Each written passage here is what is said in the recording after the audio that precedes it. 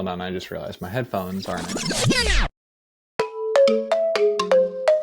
We added 2 showers, and lo and behold, 2 of our coaches started to regularly have sex in the shower during the morning classes.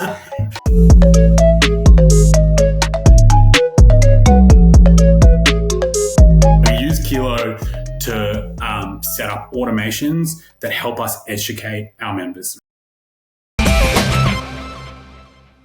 Hello and welcome to Gym World Worldwide. I am your host, John Franklin, joined with my other host and life partner, Mateo Lopez.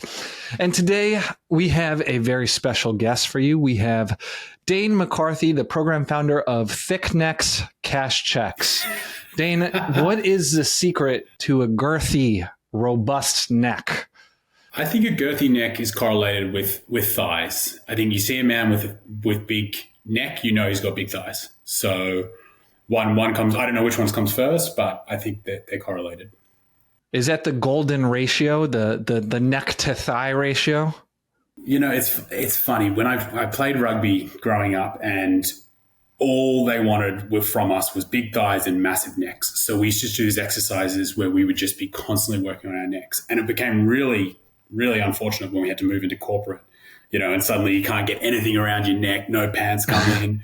We used to have this tailor who used to just sit outside the front of a lot of the banks where we were working, and they knew that rugby guys would go through there. And they would just sew inseam saddles into our pants because we all had such big bums and thighs that we were just ripping our pants to pieces. So you probably don't have any back injuries. You're probably not dealing with like a 11 millimeter herniation like I am right now, you know? No, I'm sorry to hear that. No, I've never had a back injury. Just a big bum and thighs will keep that away. You heard it here. Thick thighs, big bum, big neck. That's how you keep the doctor away. We kind of fooled you, Gym World. We're not actually talking about neck training today. Well, maybe we are. You know, it's everyone's favorite topic. But Dane actually owns a gym, a series of gyms now, correct? Called multiple, as some would say, called West Village Athletics. And one of the reasons we wanted to have Dane on is because they train in a very unique style. So before we get into it, Dane, you explain what West Village Athletics is. I want to share a clip that was in Mateo's favorite newspaper today, the New York Times. Have you moved away from organized religion in your life? If so, you're not alone. One of the biggest social changes of the past 50 years is Americans are moving away from organized religion. It went from about 2% in 1950 to 20 to 30% of people who say that they are nuns today, which means they have no particular religion. I'm Jess Gross. I am an opinion writer for the New York Times, and I did a 5-part series about how Americans are moving away from organized religion. The last part of the series was about the one thing that is tough to recreate outside typical churches and temples, and that is community. And I started hearing from readers after that article published about ways in which they were creating communities. And one of the biggest ways was through group fitness, classes like SoulCycle and CrossFit, and then also less organized but still group-oriented hiking classes. So I talked to a bunch of these readers, and they told me really beautiful stories of connection and support. So for example, one woman I spoke to in Colorado told me about when her husband was diagnosed with cancer, and the people in their hiking group brought them food and organized a meal train and took her husband on the long trips to and from the hospital. And it really touched my heart. There is some psychological research that shows moving together, which is called synchrony, opens you up to social connection and friendship. I would love to hear from you about ways in which you're creating communities and whether you're finding that group fitness fills this role in your life. So one way we created communities in our gyms was that after a long time, we were trying to, add things to the gym, compete with the luxury facilities that were popping up all over. So showers was a big demand from especially the morning people. And so John painstakingly went through all the permitting, the construction, and we added 2 showers. And lo and behold, 2 of our coaches started to regularly have sex in the shower during the morning classes. And it's true that investing in your gym does invest in your community and open up new ways of connecting and filling that void that church just isn't filling for people anymore. So yeah, I think that's great. I think she's on the money there. So that aside, Dane, I thought that was kind of a layup for you, because the reason we want to have you on is you're taking the group model, you're doing it in a relatively unique way. So explain what like West Village Athletic actually is and what actually makes it special. Yeah, no, I appreciate it. Great layup. I do appreciate that. We have our parent company, which is the athletic clubs. And then we have three clubs underneath that at the moment: West Village Athletic, Greenwich Village Athletic, and Williamsburg Athletic. And what's different about our clubs is that when a member joins, they join a training squad. They train with the same people at a set time with a dedicated coach twice a week. So for us, our structure and format is deliberately focused on creating organic connections between people who have similar interests. So that's kind of the high level. I can go take that in any which direction. So I'll let you kind of go from there. Well, yeah, I am curious too, because there are quite a few semi-private or small group personal training gyms, I should say, that we work with who do run cohorts or people in set times.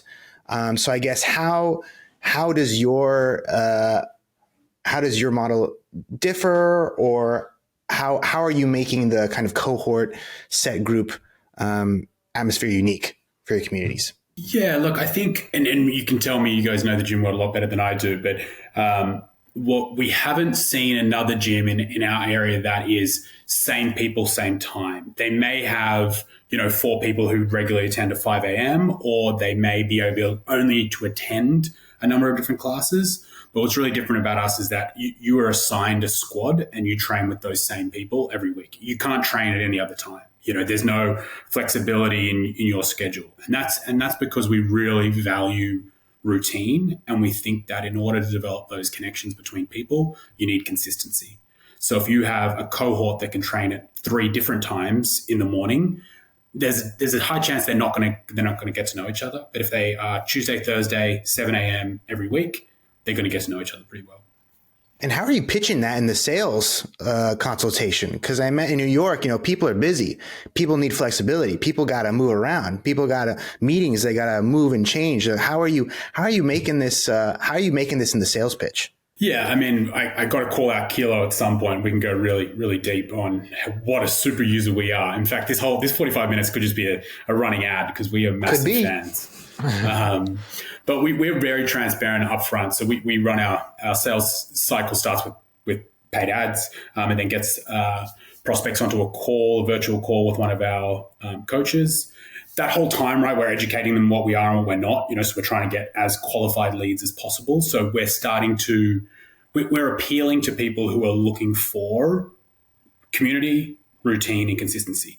We're not appealing to a guy who's 42, who's been training his whole life, who wants to, train in a beautiful space underneath his work. That's not us. So we've noticed that we're starting to get really good at targeting, people who are looking for our service. And then we're very transparent on the front end. So we say, hey, we're not an amenities gym. If you want to cold plunge and you want all that kind of stuff, like Equinox down the road, excellent, we would recommend it. If you're looking for uber convenience and you're wanting to jump around and you want to be able to train 7 different times across the week because you're a consultant, you're traveling, again, that's not us.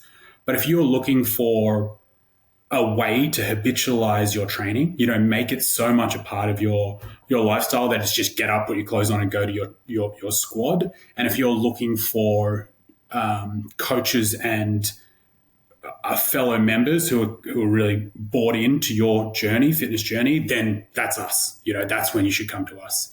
And so we're really taking those negatives that people would throw at us. I want convenience, I want flexibility, and we're saying, sure. Our argument is to develop a really good fitness routine, you need the opposite. You do not need 1,000 choices. You do not need every different type of gym equipment. What you need is a supportive community. We've talked to a lot of successful gym owners on the show. Most of them tell us, hey, target moms, people over 40. I want them to get fitter and happier and healthier. When I look at the marketing, and you're one of the only gyms that had actual like TikToks, like people posting TikToks about the gym. Like here, let's just pull one up so people can get a general Dane had vibe. some on their personal as well. You had some cool little, hey, are you walking to a workout? Come work out with me. I challenge you. I choose you. It's pretty cool stuff. Pretty cool stuff. God damn.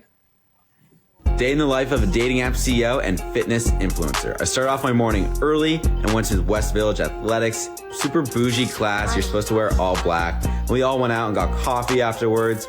Someone even brought a birthday cake. Then after that, I got some work done and went to this great little coffee shop. This was a little more creative and design based. Then I had some confidential meetings, so I took those back at my apartment. Then I had a spare hour, so I went for a great run on the West Side Highway. This is my favorite spot to run in New York City. Then went to an amazing steakhouse with investors, got this dank burger. Even took me to a Knicks game where we watched some buzzer beaters. Then I went home, watched my favorite OBX, and made some TikToks on the couch. Just a totally normal day Who for the a totally fuck is normal this guy. I'm so sorry. I'm sorry. Great that you got a shout out there, Dane. He's a good guy. I don't know him personally, but I really appreciate the shout out. Love the shout out. Seems like a go-getter. Glad he's paying you. It's amazing. Over 100,000 views on that. But Is that right? it seems I didn't even like know that existed. That is great. What a man. Yeah, and as I kind of like breeze through some of them, it seems like this is less of a replacement for church and more of a replacement, or actually a supplement to Tinder. Like, what percentage of your members would you say are like under 35, young professional, would be inclined to have sex in the showers after a squad class? Yeah, look, I don't know. We actually have very strict rules around sleeping with people in your squad. We try to avoid that where we can. We do actively dissuade people from making that decision. There's more downside than there is upside for us on that. For sure. 100%, 1,000%. It only How's it working out for you, Dane? It only kind of works if they get married, and even then. Well, it's funny. I went to a wedding 2 weekends ago, and the ACs, the athletic clubs, West Village Athletic, got called out 3 times. And there is another couple that did meet in squad that I think are very close to getting married. So if you want to take it that way, yeah, I'm sure there is definitely people meeting within the club, without a doubt. The sex and showers, it's a pretty small shower, so they'll hopefully be doing their mobility and flexibility, because it would have been tough. I mean, let's look at the shirtless pic that happened in that class again. Look at that. It's almost a 1-1 ratio, and one dude, I'm assuming it's the coach, is wearing a tank top, and then everybody else is just shirtless. Yeah, that's Whaley. That's I know that squad. They're called Whaley. They are fit as fiddles. What we've noticed, these guys have been training with us for about 18 months. So they all weren't in condition before training, but they are certainly now. We benefit from a lot of former athletes, who played college sport, who really get after it. They're looking for what we're providing, similar to myself. That's how we started the gyms. And so you do get a lot of people who are ridiculously fit and almost unrealistic. Because I would say you probably venture more into like the boutique scene, right? Like the type of person who's going to West Village Athletics is probably like a Soul Cycle, Equinox, Fitting Room. Those are the options that they're probably weighing, right? Less so than like your standard CrossFit gym, right? Yeah, that's right. I think we do wade into that area. I'll be interested to see what Williamsburg Athletic turns out. We've been running outdoor classes there all summer. We're really excited about that as a space for our gyms. And then Greenwich Village Athletic is a little different, right? That's not West Village, where like West Village, you've got a concentration of highly, highly paid young professionals, right? So they do gravitate. We do skew to that demographic for sure. Greenwich Village Athletic, similar, but we get some younger folk as well who are coming from like East Village, who are just starting their careers, and some folks through there. So we're hoping that the model isn't exclusive to Whaley, that group, but we don't know yet. We're still growing. So what I like about this squad thing, aside from it's naturally building communities, the other thing is you kind of avoid the largest problem of running a group training facility in Manhattan, which is space. So for us, we were doing CrossFit and we sold a lot of unlimited memberships. And then we built a strong community. But the downside of that is we had, a large percentage of the membership base that was coming in 4, 5, 6, 7 times a week and hanging out in the gym for 2 to 3 hours, which then made it very difficult to get into peak class times. And so what's nice about this is having a clear 2 hours per member. You probably charging still what's a monthly membership cost? It's $195. $195. So that's that works out to a probably decent per class, right? What is that? 200 divided by 8. So $25 a session.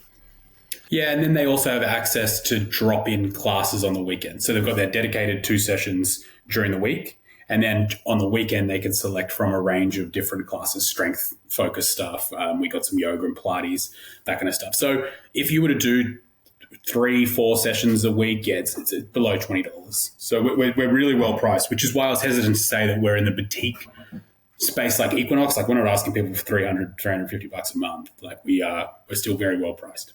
So for the original space, how big is it? Like, you have 3 now. What's kind of the footprint for one of these? Yeah, we try to keep it below 2,000 square feet. And that's going to be our growth plan as well. So 1,200 square feet is West Village, and not all of that's usable. It's a small space. And what do you cap out at member-wise? Yeah, we've deliberately capped West Village Athletic, which is our first brand. We've capped that at 400 members, because we don't want it to be transactional. We don't want people flowing in and out of there constantly. People don't know who each other are. So we've actually capped West Village, where no more people can join unless someone drops out from a squad, and then we replace them. Wait, so you have 400 people working out of 1,200 square feet? Correct. Yeah. My hero. Yeah, that's massive. Wow. And are they all paying $200 a month? We have one price membership. We don't do drop-ins. You pay one price. That's all we do. You got to get that Outer Banks guy talking about Kilo Tail. Wow. Over. Oh my God. So that's incredible. That's really space efficient. So what do you cap the squads at? So squads capped at 20. You said 20? Sorry. COVID brain here. Yeah, no, good. We see about 16 is our general, like, how many people are actually in the class. People are traveling, they're sick, whatever. So it's about 15, 16 people in the space. Like I said, people aren't joining the athletic clubs because they want 12 rigs to be able to do muscle ups and handstands against a wall. You know what I mean? Like, we're getting people who are interested in working out in a team dynamic. They're selecting us for the squads. So for us to go and overinvest in equipment or space wouldn't really be serving the need that we're working towards. And can you give the breakdown? Because your services are a bit. There's a few of them, right? So you have the 2 sessions a week, and then there's also a running aspect. And there's also the weekends. So can you give people a breakdown of what you guys offer and when, and what people get access to? Yeah, definitely. So we like I was saying offline, so we brought over a coach from Melbourne, Jess Lay. She's incredible. She's been doing all of our programming. And what we're really trying to encourage our members to do is just think about training a little bit differently. Like, you probably shouldn't be going to 6 high intensity classes a week, because if you are, you're probably not getting the desired effect because you're just burning yourself out. Or you're just going to absolutely shoot your immune system. Like, you're going to kill you. And then for our members, who are investment bankers, consultants, so you're going to go smash yourself in the gym doing high intensity stuff. Then you're going to go and try and work a 12-hour day. So we're really trying to frame our experiences like, come do your squad sessions. They're your core sessions. That's where we're going to push you from a cardio perspective, and we're going to focus on a lot of strength stuff. So that's your mixed modality strength and conditioning sessions. They're your core sessions a week that you're going to get the most bang for your buck. Don't miss those. They're going to keep you healthy and strong. On the alternative days, we really encourage steady state zone 2 training. And that's where we think running is just brilliant, because running you can do anywhere. It doesn't cost anything, especially for us. Our run club's free. It's extremely social. It gets you outdoors. It's healthy. And so the alternative days of your squad sessions, we encourage our run clubs. And then on the weekends is when you can choose to double down on whatever your focus is, right? So if you're looking to really put on some strength club, right? So that's offered Friday and Sundays. Or if you're looking to get more conditioning, do our brunch burn. That's really an hour of just all out, like let's just blow it out kind of thing. And then Sunday we treat as a bit more of a recovery day, which is focused on mobility, stretching, core. So that's where we do our Pilates and yoga. And what do you guys do in the winter? What do you guys do in February? We have runners. Yeah, we have runners. Yeah, we do. We definitely do get runners. It dies down a lot. We're not getting 80 people running down the West Side Highway, but we're getting 15, 20. And I found, like, being an Australian, I was shocked. I was like, I can't believe psychos are running in this. And now I'm one of those psychos because you can get the kit. You can put gloves on, you can go running, and you still get the same effects. You're outdoors, you see the sun, grab a coffee with some mates. Bob's your uncle. It's still the right formula. We got a TikTok of the run club. Don't worry. Let's take a look here. Roll the footage. At 11 p.m. last night, my friend texted me saying 7 a.m. run club, see you there. And I've since discovered that my red flag when it comes to a run club is if they ask if you're training for a marathon, because I need one that's going to ask me if I'm running 1 kilometer or 2. And this is me dead. That was the whole thing. It was just a bunch of skinny 25 to 30-year-olds just running through. But I like that. We had Anthony Venar. Is it Venar or Venari? How do you say Venari. it? Yeah. Venari. We had Anthony Venari. He's the guy who writes the Fit Insider newsletter. And one of the things that he was saying that's trend that he's excited for is this idea of like group fitness outside, like people who make these curated experiences in the wild outside the gym, because people are inside all day, they're alone all day. And if you're someone who can create community both outside with other people, that's like something that Gen Z wants very badly in a way that us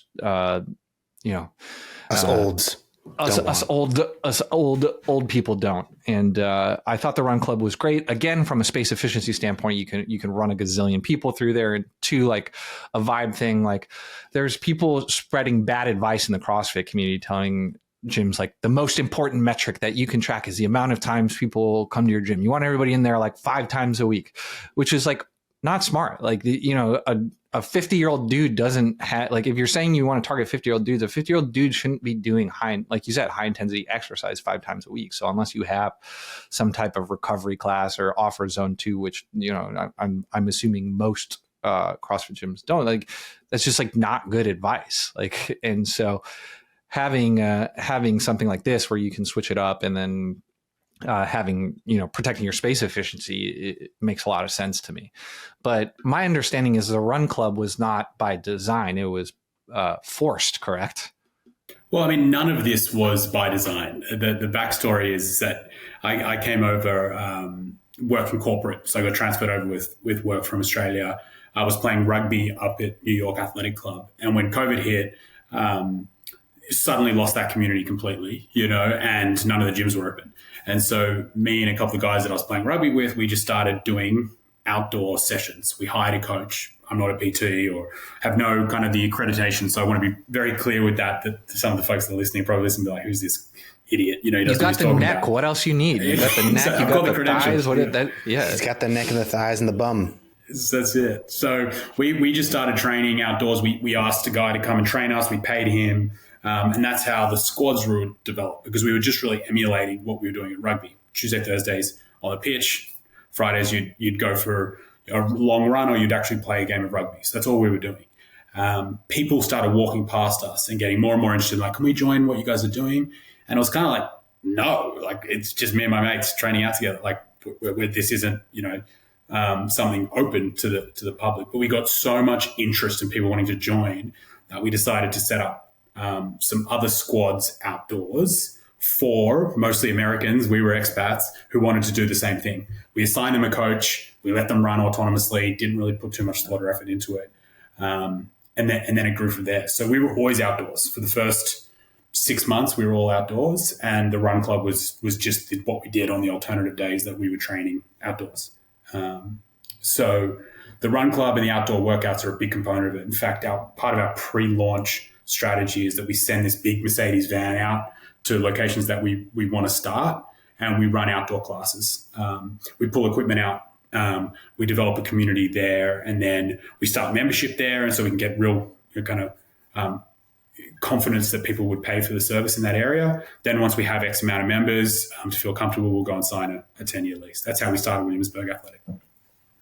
Wow. So you send in a guerrilla squad to infiltrate an area you want to infiltrate, you want to take over, and you get demand and membership sold that way, and then you open. It's amazing. It's incredible. I wanted to ask about, I want to go back to the community thing.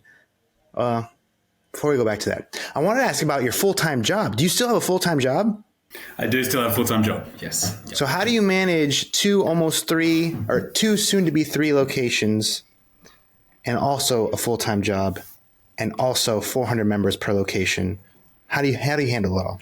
Yeah, I think it's been lucky that I was never a full-time fitness professional, because I straight away, like from day one, realized that I needed people better qualified than me to run this thing. So that first coach was incredible. Shout out to Anthony. And then since then, I've just been layering in people who are just so much better than me at every single role.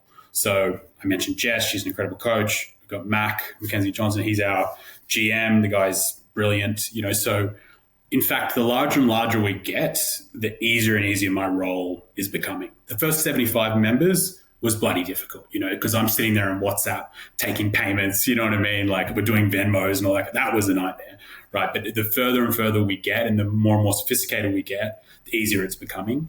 And I've always had to maintain my full-time job. I love my job. So that's always taken precedence for me. And so we've just hired really well and have been very lucky in who we've had come along. So what is the kind of structure? How many, what does it take to staff a location? Is it the same kind of structure for each one? What are the roles and responsibilities? How does it all break down? Yeah, I got a lot from one of your podcasts with the Allo guy. We're really similar. We have a GM at the space, and we have a customer success person who lives in Kilo. And we then have contracted coaches who are really training up to become full-time staff. Our goal is to have as many of our staff be full-time salaried as possible. So each space has 2 salaried employees with some contractors that support their days off or, the shifts they can't get to, all that kind of thing. And so I saw back in July, you guys raised a little bit of coin. Looks like you put together some money. In the actual press release, it was saying the communal benefits of working out with friends, doing something hard while encouraging one another pays dividends beyond exercising. A recent study observed that people who work out with friends had a 12% improvement of mental health, 24% improvement in physical well-being, and a 26% improvement in emotional well-being, as well as 26% lower stress compared to people who train alone or with a group of strangers. So nice little pitch for the communal aspect there. But is the idea you're just going to open 1 million of these or colonize New York? What's the grand plan here?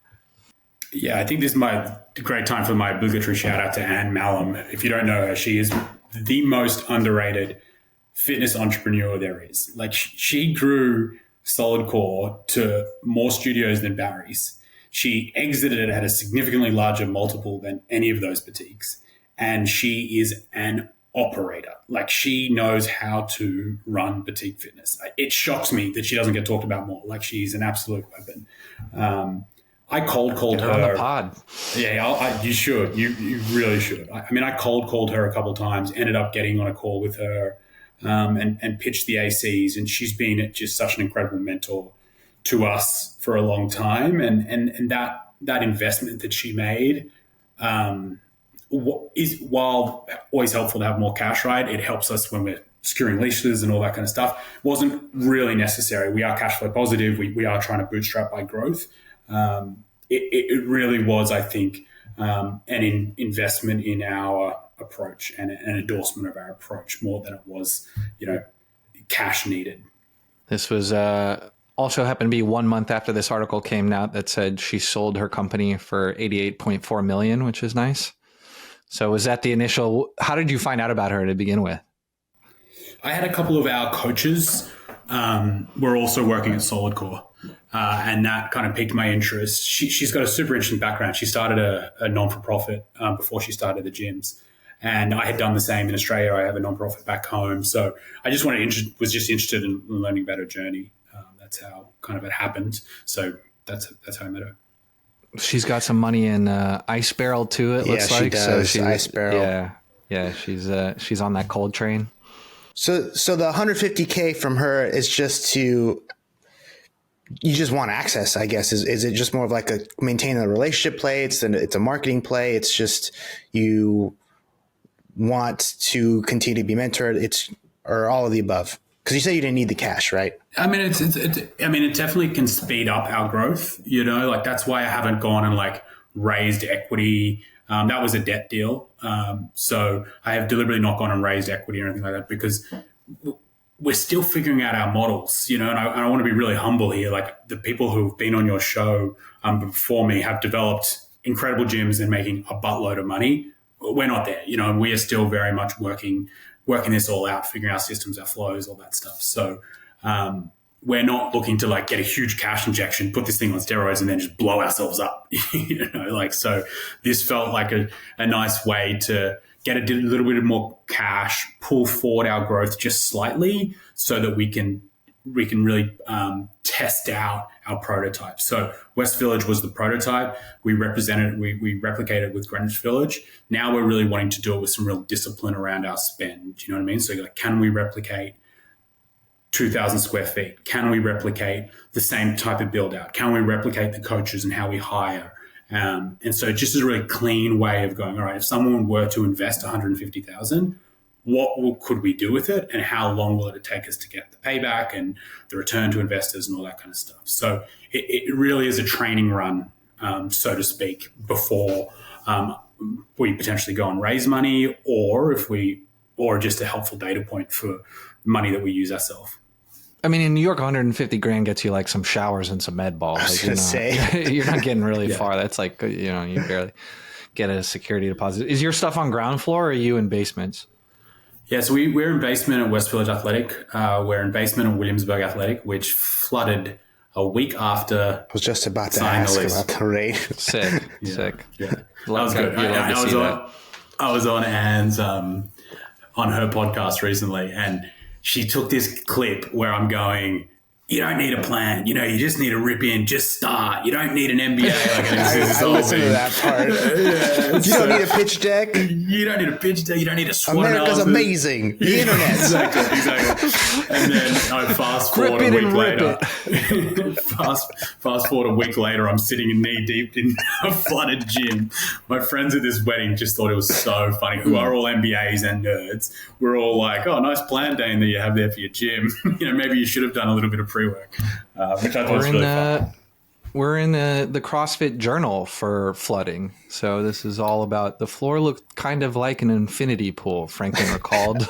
Unable to tell where the water ended and dry cement began.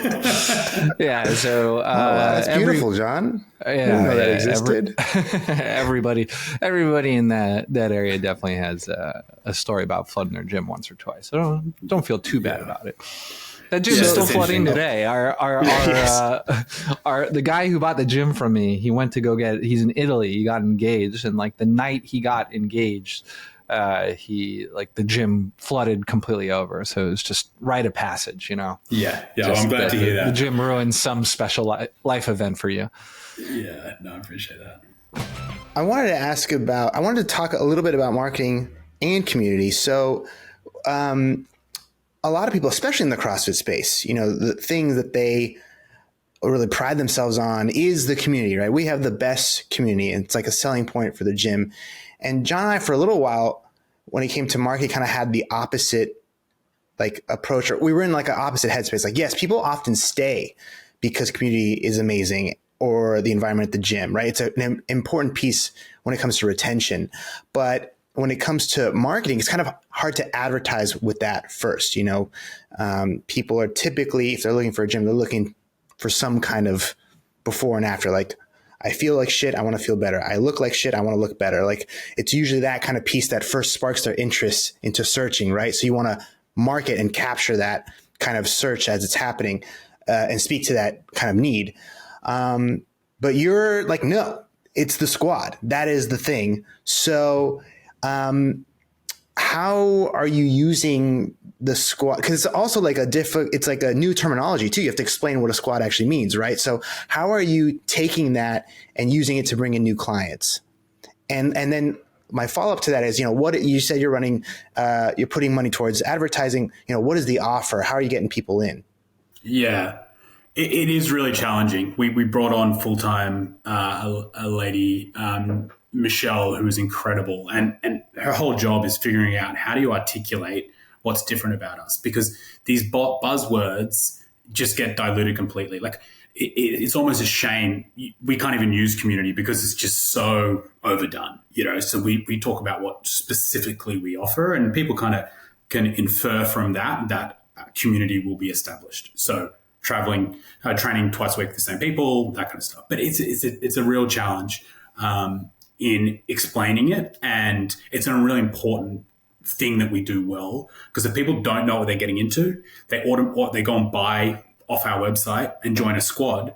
Suddenly they're like, the hell, I can't train tomorrow with you, or I want to come in later, why can't I do that? Or there's another class there, why can't I join that class? So we have to be really, really careful up front and very clear and transparent up front about what we are and what we're not, so that we can maintain retention, which is our number one metric, which we focus on the most. From a sales and marketing perspective, we are super users of Kilo. We love the product. Big shout out to Laura, your customer success lead. She has been so good. I pester her every day that I task her if we can customize our website, and she always says no. But her and her team, Nicole, I sent a text out to my team saying, hey guys, I'm going with the Kilo lads. Anyone you want to shout out? And Mac wrote back, Tom is the GOAT. So I haven't dealt with Tom, but people love Tom. So anyway, that's to say that we use Kilo to set up automations that help us educate our members, right? So a lot of people will go squad, or they'll see us outdoors and they'll be like, or they're just looking for a gym. They'll come to our website, built by Kilo. They'll fill in a form about what they're up to. And then we have a series of communication automations that are educating them the whole time. So if they don't book a call with us immediately, then they get a text being like, what are squads? Why do we wear black? Why do we train twice a week? Why do we value community? So we're just educating the whole time through those automations. The best thing about those Kilo automations and the integration you have with Twilio is that they're back and forth. So this isn't like a mind body. Hi, do you like gym? Reply yes. It's not like that. So the replies go directly to our customer success manager, who is then managing the questions and flow. And we're trying to get them onto a call as much as we can. If they don't buy straight off our website, we're getting them onto a call, and that's a really important part of it. So we have 15-minute video calls set up pretty much all afternoon, post-work for most people. And we have a really tight script that our GM uses to explain the proposition. It's not a sales call because we're not trying to close people for the sake of closing them, because it actually hurts our retention score on the back end if we close for the sake of closing. Our retention stays really high if we ensure people know what they're getting into and what the benefits are of our solution. But we will actively say to people, you're a consultant, you're traveling 3 days a week, this isn't for you. You're going to get one class in a week. It's going to turn out to be like $40, $50 a session that you do. Don't join. And I think people appreciate that. You brought up the wearing black, and I look at your branding. One of the things we talk about a lot in both Kilo and this show is just having a nice cohesive brand. Obviously all your stuff's dark, but you're one of the only gyms that I've found that has a dress code. So why don't you tell us a little bit about how that started? Yeah, we get so much. This is something that gets blown up on TikTok a lot. People are like, I can't believe your gym only makes you wear black.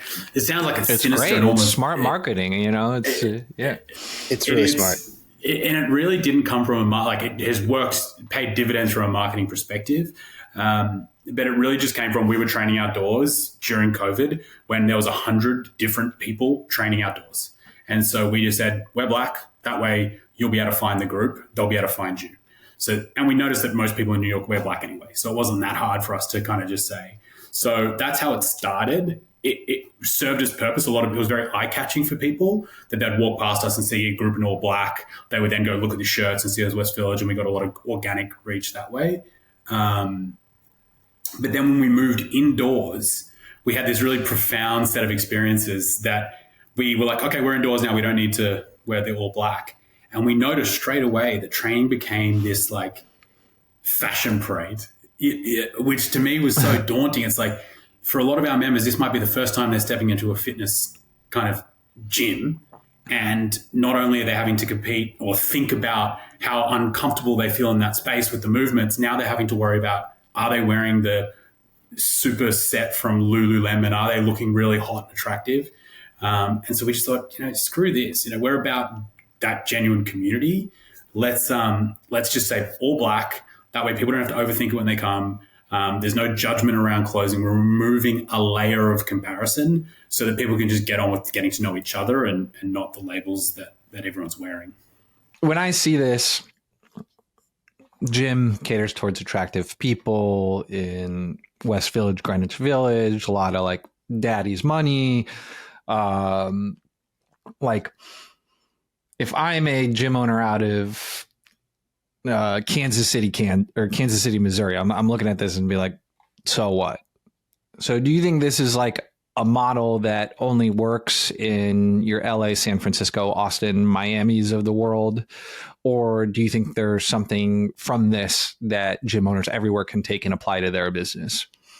Yeah, I think if you were going to apply this to your business, you'd have to do it from scratch. It doesn't work if you were just to layer this on, because what you're doing is you're putting squads in your most profitable hours, which wouldn't work for you because you can get more money from people getting a membership and not showing up.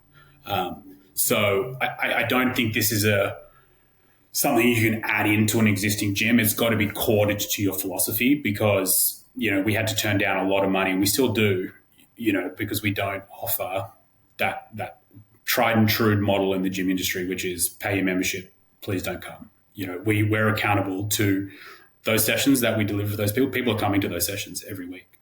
And so I don't think it would necessarily work in some smaller towns. I think you'd have to modify it significantly. I think that's the short answer. I think it is probably best for major cities and cities and for someone who's going to do it from the scratch. We've put so much infrastructure in place around ensuring these squads are successful. We have customized the hell out of Kilo, you know what I mean? And so that everything is pointed. We've probably spent 12 months and, a significant amount of special projects with your team setting up the flows that suit squads. We have talked with sports psychologists around how you ensure that a squad doesn't have an interpersonal issue and then blow up completely. So we've invested a lot of time and effort into figuring out squads. And so I honestly would not recommend it for like a CrossFit to go, now we're going to do squads, because there's just too many perils. Well, yeah. So I wanted to come back to the squads and the community aspect one more time, because I was listening to your talk with Anne from Solid Core, and how do you draw that balance between you want to create this really tight-knit training, group, but at the same time, you hinted at earlier in the episode, there needs to be some boundaries, right? You got to be able to fire members if they're causing issues at your gym.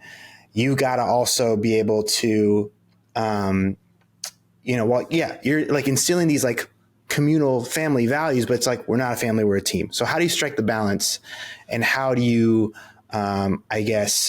also, how do you also train your team to kind of make sure that, that balance is kept? Yeah, it's really difficult. And that's why I was kind of like saying, like, I don't think this is something you can just kind of willy-nilly throw at the wall, because it does require a lot of training of our coaches around how to deal with interpersonal issues that inevitably arrive. We model a psychological theory called that was developed around group dynamics in which you have this like forming, norming, storming stages. So we've kind of mapped to that. So we ensure that, we set expectations really early on during the forming stage. We then normalize those expectations in the norming stage. Then when there's the storming stage, which is normally an issue, people are well versed in dealing with that, and we can glide through that. Because if you do it wrong, and we've definitely done it wrong, you've had squads, the expectations aren't set up early around who should show up, what's appropriate, what's not appropriate, then it starts sliding into a bit of debauchery, you know what I mean? And people are sleeping with each other, and they're going out late and all that kind of stuff. And those squads just blow up completely. It's happened once or twice for us, and so we've had to be really careful not to let it happen again. And so at West Village, you said you're at capacity, and all these squads, they have their own kind of like, they're basically like frats, right? Like they have their own name and group dynamic, and so if someone gets kicked out the frat, like how do you go about refilling the place in the squad? Like if someone comes in for a consultation, you're like, you can work it Tuesday, Thursday at 9 a.m. or Tuesday, Thursday at 3 p.m. with the Wallabies or the Gatorade squad. Or houses, houses as well. I mean, I guess a frat is a house, but yeah. All the squads are named after Australian beaches, actually. I didn't grow up with frats and all that kind of stuff, so I don't know if there's Australia is a frat. It's a huge frat. Look, I think it's about setting expectations up front, like on that first call, right? So they'll have their kind of introduction to what it is, I guess you call that the sales call. Then after that, very shortly after, they have a call with the CSM, and we do a personality survey in between that using Kilo, right? So they do a short survey, we learn about them, we then get on a call with the customer success manager, again, all automated through Kilo. Well done, lads. And that then is where we kind of set those expectations, like, cool, these are your sessions, these are what's available to you. People come and go from the squads, so if that happens, it's not a big deal. Things aren't blowing up. It's just, it's the natural ebbs and flows of the city. And so if people do leave, we just remove them from the WhatsApp group and we carry on and we bring someone in off the wait list. So I'm not sure if that answered your question, but it's actually a lot less friction than you would think. So the answer is basically like a spot opens up and you hit up your wait list. And if someone can take that spot, they respond. And people select squads based on a time that works for them to train. That's all it is. It's not like a fitness level. It's not like anything like that. We have such a mixed variety of fitness abilities in there. I think the people who get up and do selfies in the mirror, they're generally pretty fit, so you see that a lot more social media happens for people who are really fit because they're pretty happy with their bodies. But you've got people who are brand new to fitness in those squads as well. If it works for their work schedule, they're all in the same squad. I can see how this would work so well in New York. Like, New Yorkers love waiting in line for stuff. So you've actually figured out a way to wait in line for fitness, and you're going to be massively successful as long as you can just keep people waiting. As soon as the wait list is gone, you're dead. You're finished. Seriously. So how big is that wait list now? I mean, for those really those hot times, the 6 a.m., the 6:45s, the 6:30 p.m.s, the 7 p.m.s, they're big. Yeah, like a West Village Athletic, we've been there for 3 years.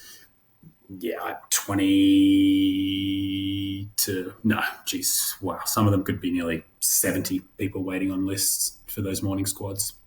That's incredible. And so how much do you guys spend on ads? I guess what's the percentage of like these organic posts, your kind of Instagram presence, and then I guess the paid outreach?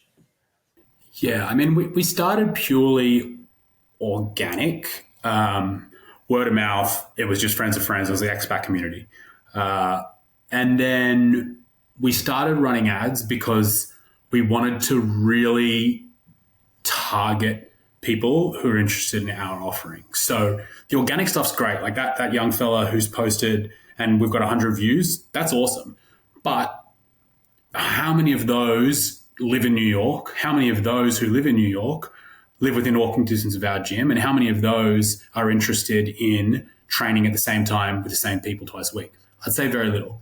Whereas ads allow us to be hyper focused on who we're looking for, like to the point of like, what are they interested in? And did they play team sports? Do they live around us? So we find ads to be really effective because we want people who self-select into squads. That is what keeps our retention at 97% a month.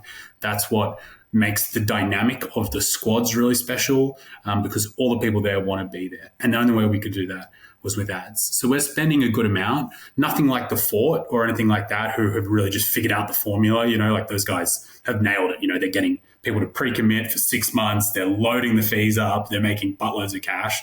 We certainly don't have a machine like that, but we do use ads because it's the most effective way of getting the people we want in the gym.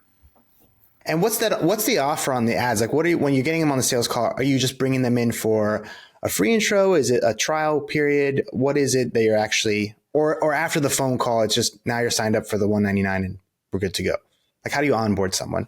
We don't do free trials. We don't do any of that nonsense. Like we live for our demographic, which are millennials and Gen Zs, they know how to research a company. You know what I mean? Like if they're interested in Instagram, in us, they'll be following us on Instagram. They'll know all the people who go to our gym and they'll be following their TikToks. So they're going to be pretty educated by the time they get to us. So me throwing out a cheesy, hey, we're looking for 16 people to do a squad, like it doesn't really translate. That said, by nature of our model, we have inbuilt scarcity and we have inbuilt urgency, which is authentic, which from a sales perspective, and I've been in sales for 10 years in my corporate job, that's the dream dynamic, because you've got people, okay, there's a squad that's just opened, the spots are filling really quickly and it's launching on the 16th, so that's the offer. Yeah, it's not about trying to offer a discount or anything like that. It's like, hey, we've got these spots. If you want to join, you got to get going quickly. Yeah, this has like that it factor. It's cool, and the reason it's easy, I'd imagine it's easier for you to sell, is because it is cool. And so, my kind of outside looking in, it's like, does this become less cool if there are 100 of them? Yeah, and I think that's why we're deliberately keeping the naming convention is the neighborhood followed by athletic. And I think we become really strategic about the neighborhoods, and then we make that the focus, so people identify with their neighborhood and wanting to be part of that community. While I think it does have that cool factor, I think the all black definitely helps. I don't think we're trying to differentiate on being like trendy, cool New Yorkers, like that's definitely not us. That's not me. That is, we don't use influencers for that reason, right? Because that's not what we're looking for. We're looking for people who want to train in a group and rip in together. And genuinely, that's not influencers. That's not trendy people. That's not people going to the coolest clubs and the coolest nightclubs and stuff. It's just good, down to earth folks. That's what we're looking for. So while I appreciate you saying it's the cool factor, I don't know how many of our members would, identify as being trendy, cool people. I think they're more just good people who work hard and want to train hard as well. I literally, last night I was prepping for this, and I literally went to my wife. I was like, it's just cooler in New York. Literally just looking at your gym and your Instagram, I was like, it's just cooler there. And so, yeah, I don't know how you do it, but yeah, it is cool. I don't know if it sounds like you're saying it's not on purpose, but it is definitely cool. Oh, I'm glad to hear. I'm glad that being authentic around community is being perceived that way, because when it's like, I know some of the gyms like really try and do, like there's a great gym here, S10, run by Australians, and that guy has nailed cool. Like he's super exclusive. He gets like models in and NFL players. Like to me, that's where I'm like, well, that's cool.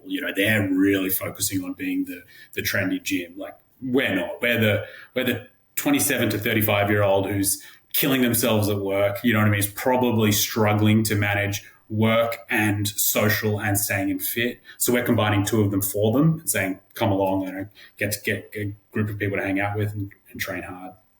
Oh yeah. These guys have been around for a while, right? The S10 guys. S10. Yeah.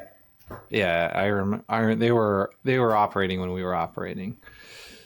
Well, I think there's like a balance, right? There's cool, there's profitable. And then there's also like having angle, right? Because there's a lot of, New York is littered is a graveyard for cool places that we're never able to make it work here.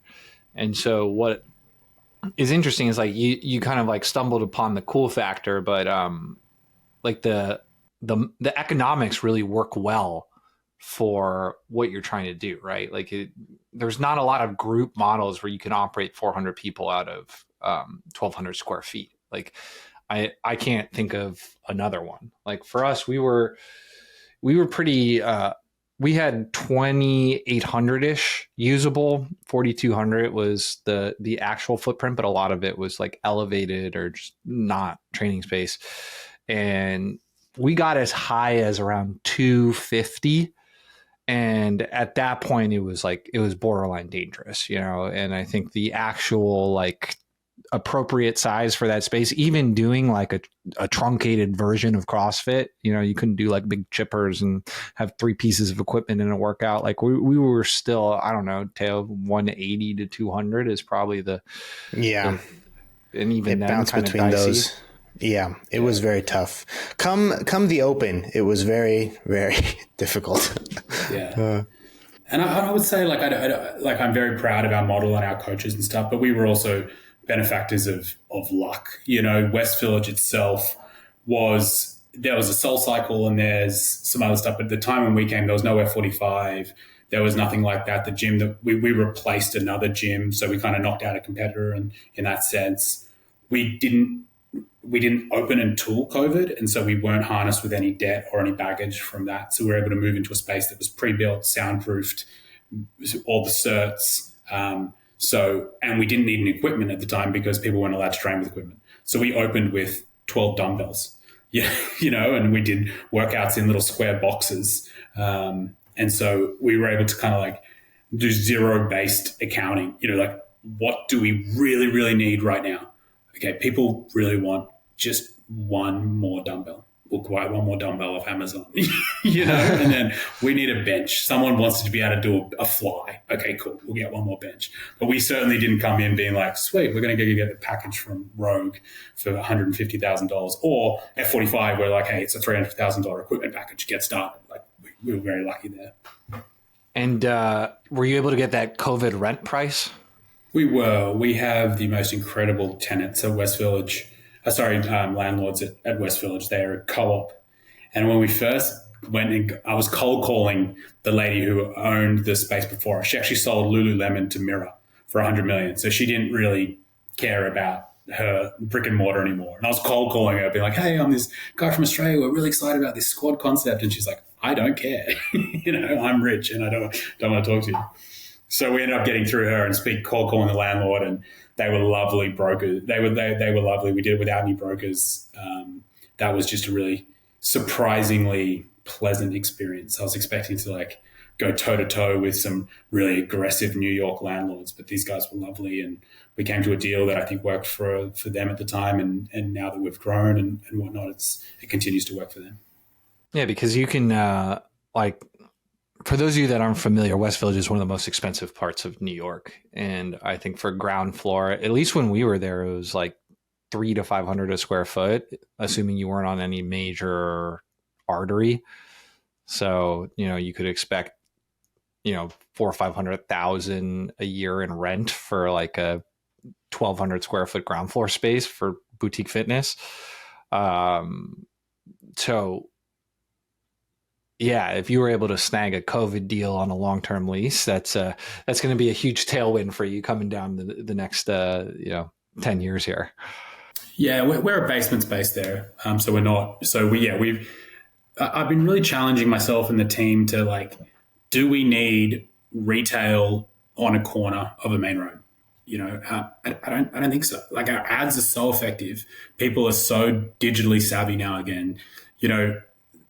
We get what's even better. Like we don't have to rely on some random walking past us on the street. We get to deliver our proposition to their face from a millimeter away, you know? So I don't know if we'll ever spend money on retail level and corner spaces. I would challenge all the gym owners here or who are listening about that, because I think if your ads are running well, if you've got an offer and a proposition, then do you need it? Maybe I'm wrong. I don't know. You guys tell me. I think you're wrong. If you're like Jeff Shoemaker, Rick Mayo, you're operating in a suburb and you're trying to target moms, like being in the shopping center that the Whole Foods is in is definitely huge. Like Mark Fisher, who comes on the show a lot, they just opened up an Alloy. They're a franchisee, and their part of their biggest marketing strategy is just like hanging out in the parking lot talking to people. In New York, I 1,000% agree with you. And in New York, for the type of model you run, I think being on a ground floor not only will be 10 times more expensive, but also a detriment, right? Because if you're running lean, if you just got these 16 people sweating out, looking like a cult, and some family from Korea walks in and wants to know, what is this? And your trainer's got to like go away and explain for 15 minutes, like why they can't work out right now, and explain what a squat is and put your information in kilo, can be incredibly disruptive, especially for the vibe that you're trying to create. And since there is so much explaining that needs to happen in order to get a new member for you, you'd want it locked away. Same thing like that. The original Fort location, you walk by it 3 times and you wouldn't know it was there. And that's what you want if you want to create like a training space. You don't want random people walking in and out, especially where you're in a high foot traffic area. So I think you're pretty spot on there. It's definitely. I was thinking your model. You may not even need a gym at all. Well, I mean, the effectiveness of the van. Sometimes we think. Yeah, on the East Coast though, like you do have this, like it comes to October and suddenly people don't want to be doing burpees on, a freezing tarmac. So I think East Coast, definitely.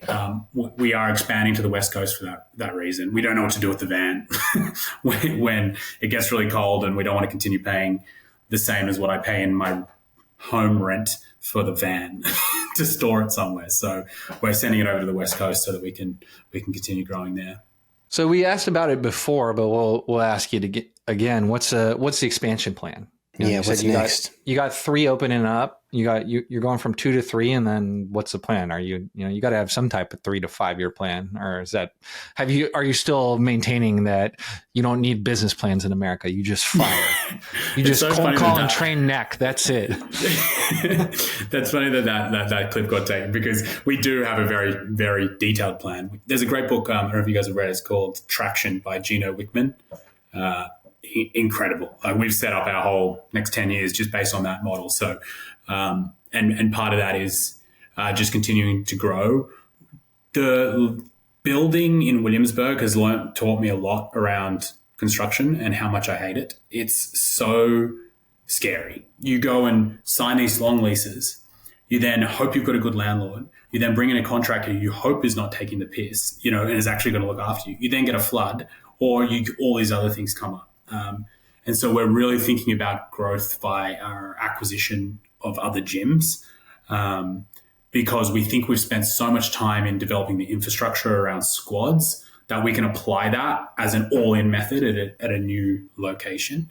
And so if there are any gym owners out there who are looking for a fair above market exit from their gyms, we're certainly a buyer. We're not looking for bottom basement deals or anything like that. We are genuinely looking to strike good deals with people who are looking to get out of leases or get out of the fitness industry, or have just been doing it for too long and want to try something else. Like, please reach out. We'd love to talk to you, because we're definitely a buyer.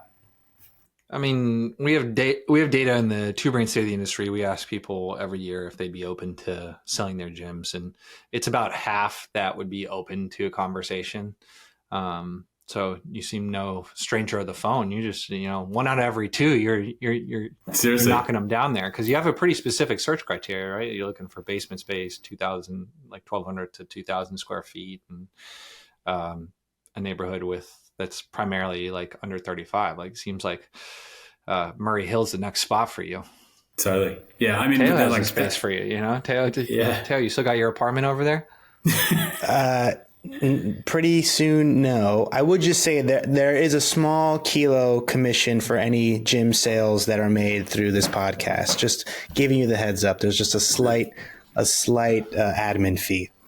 That sounds fair. I mean, I think I do think that's smart, man. Like Teo and I have talked a bunch of times before on like if we were doing it again, how we would do it, and we would definitely buy and then build after buying. I think that's like, and we have opinions on how size, sweet spot, whatever, and we can go into that and offline. But yeah, I love the idea of taking a lot of the risk out of it and buying something that is going to be bespoke and work, and you can start applying your genius on day one rather than how long is it taking you to get this Williamsburg space open? Oh man, like I spent a week in Williamsburg, like just setting it out in like March, and then it wasn't until and then that whole search time was 8 months, nearly, like, and then we find a spot we like, the landlord's like, nah, not for me. Nah, we don't want to do it anymore. So then I had to cold call him, then I had to take him out for lunches and then take him to the gym and really sell him. And then so all of a sudden he's got all the leverage in the negotiation, because I've spent, 6 weeks courting the bloke. So he gets a better term. I walk into this lease that floods within 6 weeks, so it's like, and I also think what's unique about our industry is it's selling a gym is pretty hard unless you have some pretty good revenue. You've got really good systems and processes in place. You're not the face of the gym. Like, you need to have that all established. So for people looking to sell their gyms, it's really going to be a strategic acquirer on the smaller end. That's going to be your best bet, because, I know enough private equity guys who are members who look at our gym and they're like, there's nothing here for us. You're too small. You're too risky. We wouldn't buy it. You could never use institutional money to grow. So I think it's really going to be other gyms that are looking to grow that is going to be your best bet. And that's what we are. So again, if you're a gym that is looking to get out and looking for a fair price, that's us. I'd love to speak to you. So what's the target? You said you're open on the West Coast. Yeah, we just want to know how many are there going to be open. We just want to know what cities and how many. That's all we want to know. What's the grand plan? Yeah, I think in headlines, the gym owner is going to open how many gyms? Just tell us. Yeah, I think we're looking at every major city. San Francisco just was a no-brainer for us because it's got so many similar clientele to us. One of our members went over there to the marina and has been absolutely nailing the community build there through a run club. So we know that's a really attractive area. So we're looking there at the moment. We think LA would be great. Each could have 2 or 3. Miami, Austin. Austin, we think, is definitely a good target. But it's all just going to take time, and there's so many risks and scary things that have to happen beforehand. So we're just going one by one at the moment. You should look at Jupiter, Florida. Yeah. Just because I really want to work out there. That's all. Yeah, we'd love to have you, Ted. Yeah. Yeah. I think Miami would be a little more the crowd that they're targeting. Definitely more the style, but I can bring a little bring a little New York to the Jupiter location. That's fine. Yeah, what are you going to name your squad? What's your favorite Australian beach? You'd be Bells, I think. Bondi. I want to be Bondi. Oh, nice. Do you have people? Do you have people cry if they don't get the squad they want? It's like if they got Slytherin instead of Gryffindor. Exactly. Like, I wanted Bells, but now I'm in Bondi and Brenda's in Bondi and she sucks. Like, does that ever happen? It's so funny, because a lot of people look at our model and that's not going to work. People are going to hate each other and blow up and all that kind of stuff. But it's not the case. We're later in the 20s. That's who we're targeting. So we're not looking at. We don't target 22-year-olds, 23-year-olds. It's 27 to 35-year-olds. They're a little bit more mature. They've gone through the roundabout of New York a couple of times. They end up really identifying with their squads. And I really believe that if you just spend enough time with people and get to know their backstory enough, you're going to like them. And so generally people really love their squads and don't have any issues. How do you pit the squads against each other? Are there squad battles? Are there games? Is there a yearly tournament? We used to do a monthly competition, and we track all attendance per squad. And so we can see that gives us a leading indicator if there's any issues with the squads. So if attendance drops, we might go, this squad's like losing their vibe a little bit, let's throw a dinner at them or let's go and do some fun adventure. But what we'd noticed is every time we put on a competition at the end of each month, attendance would start to drop because people would start being like, oh, it's Tuesday morning, I just want to get my workout in and go to work. I don't have to compete with some, Div 1 athlete from, Harvard, so. Fucking Tanner. Tanner. So we stopped doing that. And now we just do a big AC games at the end of each year. We just did it. We just did it on one of the piers, and it was a cracking success because then only the people who elect in and want to compete can, and it's a great spectacle, and it was a really good event. Yeah, I don't know. I can see maybe, Taya, you think this could work in a suburb? You'd have to do it. You'd have to make it less cool. No, I think suburbs want cool things. I don't know.